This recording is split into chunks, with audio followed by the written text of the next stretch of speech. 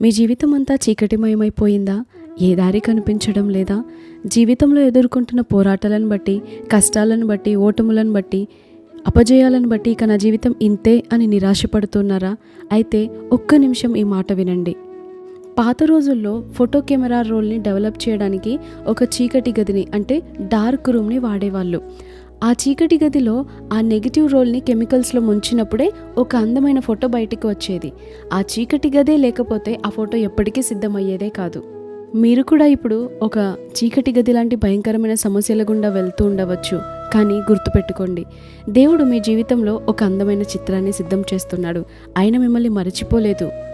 మీరున్నటువంటి ఆ చీకటి పరిస్థితుల్లో నిరాశపడకుండా యేసయ్యా మీకు స్తోత్రం అని మీరు ఎప్పుడైతే స్తుతించడం మొదలు పెడతారో మీ కష్టాలన్నీ ముగిసి ఒక ఆశీర్వాదపు అద్భుతమైన జీవితం బయటికి వస్తుంది. గొంగలి పురుగును చూసినట్లయితే అది ఒక కుక్కున్లో చీకటిలో దాక్కుని ఉంటుంది. కానీ అది ఆ కష్టాల గుండా వెళ్ళిన తర్వాత బయటికి రెక్కలు ధరించి అందమైన సీతాకోక చిలుకగా వస్తుంది బయటికి.